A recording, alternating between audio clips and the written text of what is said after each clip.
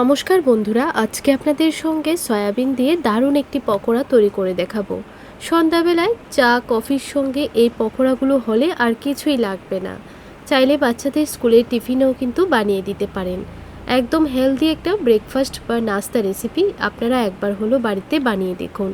এখানে আমি কিছু সয়াবিন নিয়ে নিলাম। এখন সয়াবিনগুলোকে গরম জল দিয়ে প্রায় 10 থেকে 15 মিনিটের জন্য ভিজিয়ে নিচ্ছি। সামান্য একটু নুন দিয়ে দিলাম, তাহলে সয়াবিনের ভেতর নুনটা ঢুকবে।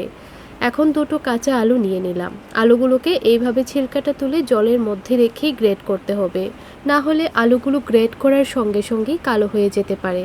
তো দেখুন, দুটো আলুই গ্রেট করা হয়ে গেছে। এখন ভালো করে জল থেকে চেপে তুলে নিলাম। হাফ টিস্পুনের মতো লাল লঙ্কার গুঁড়ো, হাফ টিস্পুন হলুদের গুঁড়ো, half teaspoon chilli flakes, half teaspoon জিরে গুঁড়ো আর হাফ টিস্পুন নুন দিয়ে দিলাম।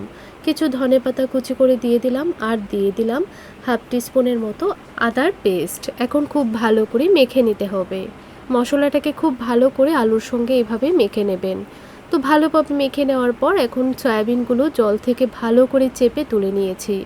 ভালো করে সয়াবিনগুলোকেও আলুর সঙ্গে মিশিয়ে নিয়েছি। এখন হাফ কাপের মতো দিয়ে দিচ্ছি সুজি আর দিয়ে দেব হাফ কাপ বেসন। এখানে চাইলে চালের গুঁড়োটাও ব্যবহার করতে পারেন, তবে সুজিটা দিলে কিন্তু এই পকোড়াগুলো খুব ক্রিস্পি তৈরি হবে। এখন খুব ভালো করে মিশিয়ে নিয়েছি।